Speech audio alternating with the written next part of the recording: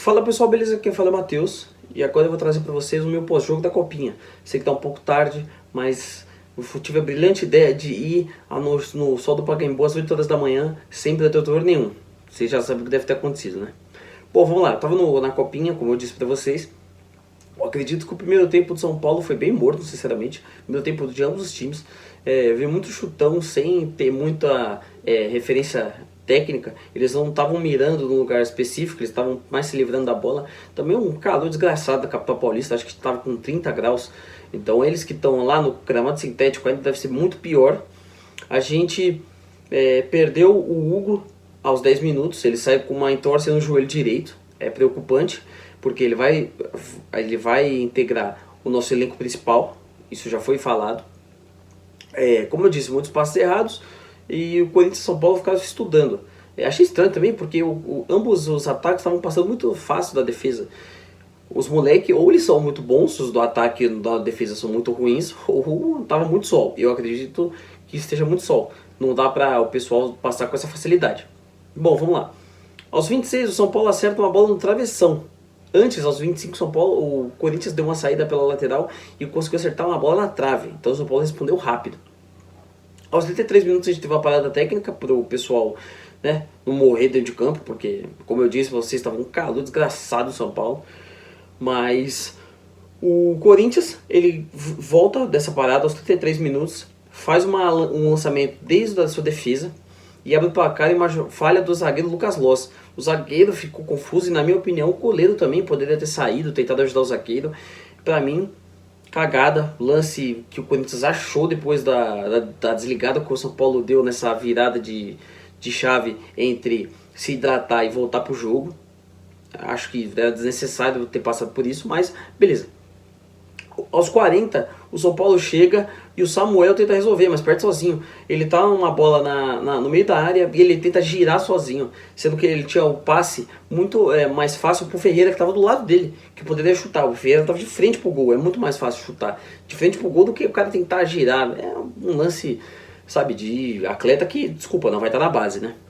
Bom, aos 45, o Ferreira cobra o escanteio e o Paulinho desvia, abrindo o placar do tricolor e empatando a partida. Vale lembrar que o Paulinho, ele entrou no lugar do Rian. Rian suspenso da partida. Paulinho, na minha concepção, fez uma partida ruim. Não é porque ele fez 2 gols que eu vou enaltecer o cara. Muitas bolas fáceis ele não conseguia dominar, ele não conseguia fazer uma jogada. Fez 2 gols, óbvio, a gente tem que reconhecer, mas jogadas ele não conseguia fazer. A bola vinha para ele e ele devolvia um caminhão. Não tem a mesma qualidade técnica, né? Bom, já no segundo tempo, nosso técnico tira 2 jogadores que falharam. Ele tirou, na minha concepção, o Samuel, que deu aquele giro, tentou chutar sem necessidade, e tirou também o zagueiro que falhou. Aos 16, no primeiro tempo, ainda teve, na sequência, aos 43, antes do gol do São Paulo, teve o gol do Corinthians. Esqueci de comentar esse gol. Cara, no estádio a galera ficou muito puta com esse gol, na verdade, porque foi uma falha principalmente do João Pedro. Ele chuta a bola pra frente, sem nenhuma necessidade, ele tá sozinho. Ele poderia sair jogando, ou não ter chutado do jeito que ele chutou, porque ele chutou de primeira. Ele chutou uma bola que ele podia ter dominado e esperado. Essa bola, ela resvala no jogador do São Paulo, acaba do jogador do Corinthians, e sinceramente, eu não entendi por que o nosso goleiro tentou dar de ombro. A bola passa e ele faz assim. Cara, isso não é possível que o São Paulo tentou esse treinamento. Tem esse treinamento. Se a bola passar, tenta dar de ombro. Desculpa, a falha dele total. Depois dessa falha, o pessoal cobrou ele muito. E o pessoal não estava querendo tocar pela bola pra ele não, viu? Vários lances que o São Paulo voltava para defesa, o São Paulo girava entre os laterais e os zagueiros, mas não tocava pro goleiro, porque não estava sentindo o goleiro firme na partida. Bom, agora sim vamos pro segundo tempo. No segundo tempo, o técnico tirou os 2, como eu já havia falado, o Samuel, que deu aquele giro, e o Lucas, que errou principalmente no lance do gol. Também tivemos, aí aos 16 minutos, o Alves que entrou, ele bota na cabeça, literalmente, mais um, que faz uma cobrança espetacular. O São Paulo fez 3 gols em 3 bolas paradas, virou o jogo, e empata pro tricolor aos 16 minutos, Andrade faz o gol. Aí aos 20 o São Paulo vira com o Paulinho. Novamente, se não a bola alçada na área, O Mike faz um cruzamento espetacular, novamente colocando na cabeça do cara. Isso não é um cruzamento, velho. Esse passe você é louco, chega a ser mágico. Mas o Paulinho desvia e vai pro gol. E aí o Pacaembu caiu, né? Porque os jogadores do Corinthians, pelos próprios jogadores do São Paulo falando pós-jogo, eles estavam já tirando o sarro do São Paulo. E o goleiro do Corinthians é muito folgado. Pra mim é um puta de um goleiro, vendo assim.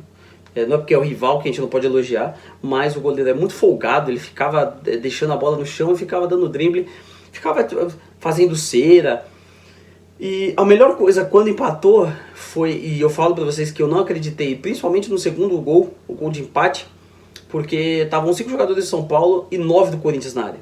Eu, antes do gol sair, falei pro pessoal que tava comigo, falei, cara, é impossível a gente fazer gol. Tem 5 nossos e 9 do Corinthians.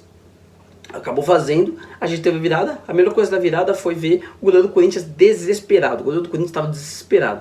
A cena que ele fez no jogo inteiro, ele tentou compensar a partir dos 20 minutos que a gente virou o jogo. Mas depois o São Paulo meio que administrou a partida. O São Paulo correu um risco muito sério em algumas horas. O Corinthians realmente se lançou para frente. O técnico do Corinthians, ele abdicou dos jogadores ficarem atrás. Então, cara, tipo, se ficasse 2, 3 caras atrás, mais o goleiro, tava muito. O Corinthians estava tentando ser agressivo, ele estava conseguindo ser agressivo, mas no final das contas o São Paulo conseguiu resistir. Por mais que alguns lances o São Paulo tenha um grande perigo de ter tomado o gol, o São Paulo resistiu, foi campeão, foi pentacampeão da Copinha, em cima do Corinthians, seu arquival. Refazendo um placar que a gente já tinha feito na Copa do Brasil do ano passado contra o Palmeiras.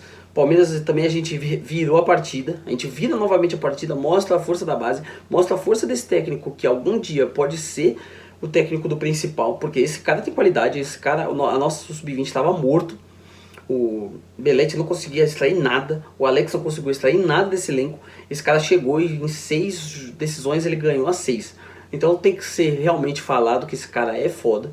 Esse cara, ele não pode ficar somente na base, algum dia ele vai ter que subir e a gente vai ter que testar ele. Alguns destaques também foi, o Rian foi eleito o jogador do torneio e artilheiro do torneio.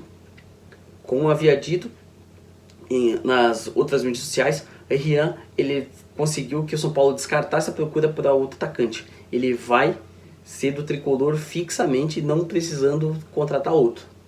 Bom, e o Paulinho foi eleito o craque da final. Vou falar pra vocês, eu não concordo, mas pela conjuntura da obra, pelo que ele representou pra final, ele mereceu. Só que eu não acho que ele foi esse grande jogador na final. Teve muitos lances que ele pecou. Ferreira pra mim foi bem, o Mike pra mim, ele tava um pouco abaixo, o Hugo infelizmente saiu, o Samuel ele tentou fazer alguma coisa, mas assim, numa final a gente tinha que concentrar em fazer o gol e não resolver sozinho. Mas o Ferreira tava saindo muito. Os dois pontas, a gente estava tendo muita facilidade na ponta. O pessoal da ponta dominou o jogo. Em algumas horas eu senti falta disso, senti falta de uma referência, de um 9. Talvez a gente não tivesse sofrido tanto se o Rian tivesse. E pra mim, sei que não é cedo pra cornetar, mas pra mim, o principal culpado desse sofrimento todo foi o Rian. Porque se o Rian não tá suspenso, a gente teria já feito o gol nos primeiros minutos de jogo. Porque o Rian, ele é decisivo. Ele faz a falta, principalmente na base, quando a gente tem o Paulinho que ficou na reserva quase o tempo inteiro. O São Paulo, na base, ele usou principalmente o Rian. Então, quando o cara entra numa fogueira dessa, eu também não vou culpar somente o cara. Mas a gente viu que a qualidade técnica não é a mesma. Resolveu, fez 2 gols. Mas de cabeça. Já a qualidade com os pés não é... Ele dominava a bola, como eu disse pra vocês, e encaixotava um caminhão e mandava. O Ferreira jogando ali, ele sofreu. Mas é o que eu disse pra vocês. Também tivemos altos e baixos do São Paulo, mas no todo, cara, os caras foram campeão. Então a gente tem que parabenizar, principalmente parabenizar virando para um rival e no nosso aniversário. O pessoal já tava tirando muito sarro, o Corinthians foi no camarote, tinha Marcelinho, tinha Augusto Melo, tinha alguns jogadores que não foram relacionados provavelmente, e estavam gritando, fazendo... Quando o Corinthians fez o segundo gol, nossa, parecia uma festa. O São Paulo empatou, não via-se mais eles foram embora só com o empate do São Paulo, eles já sabiam que não ia dar bom. Então, só que eu acho incrível como o que funciona, né, as coisas do futebol. Os caras foram embora, isso é o fair play esportivo, né? O cara gritou na maioria da torcida do São Paulo, ele ficou gritando lá, o presidente do Corinthians, que talvez não seja mais, né? Marcelinho, ex-jogador, que na mídia ele fala que ele é bonitinho, que não sei o que ele é jornalista. Bom, se ele é jornalista, ele tinha que ficar lá, tinha que parabenizar os caras do São Paulo. Assim como se o São Paulo tivesse perdido, tinha que fazer a mesma coisa. Um dos pontos positivos do pessoal que ficou tirando sarro do São Paulo, pelo menos os jogadores que jogaram do Corinthians, eles ficaram lá vendo o São Paulo ser campeão. Por mais difícil que seja, esses caras sim fizeram fair play. Os caras da diretoria que ficaram tirando sarro junto com os jogadores, foram embora antes do jogo acabar. Isso são covardes. Eles são todos covardes, principalmente o Augusto Melo, que é presidente. Ele deveria ficar lá e representar os jogadores que foram vice. Mas nem isso ele teve a capacidade de fazer. Não que o nosso amigo marqueteiro tenha, né? Como eu falei no estádio, falei, agora ele apareceu. Foi campeão, aí aparecia Belmonte, apareceu Casares. Aí todo mundo é responsável pelo sucesso, né? Não é o técnico que tirou da cartola ali no meio do vestiário, conseguiu que os jogadores voltassem com outro ritmo de jogo e virou o jogo. Não, aí quem é responsável é o executivo do clube. Eu acho que se eles não participaram desde o começo, todos os jogos, mas estava lá na Flórida. Então, se estava na Flórida é porque o time principal vale mais a pena. Então é o seguinte, não participa dessa final. É muito fácil agora chegar e tirar foto com a taça e abrir comentário, como abriu no Instagram, o seu Júlio Casares. Júlio Casares abriu comentário no Instagram agora que ganhou 2 jogos, 2 majestosos. Por que antes não abriu? Por que agora quando foi criticado que estava anunciando o jogador antes do time, ele não abriu o Instagram? Engraçado como as coisas mudam, né? A vitória muda. Só que a torcida não esquece. Se você acessar os comentários, tá todo mundo falando. Então a torcida não esquece. Não adianta achar que vai fechar, vai abrir e só porque ganhou vai receber parabéns. Porque quem joga são os jogadores. Você só está aumentando a dívida, não está sendo transparente com a questão da base, não está falando mais de reforma do Morumbi. Se também não quiser rasgar o estatuto e fazer igual o Juvenal Juvencio.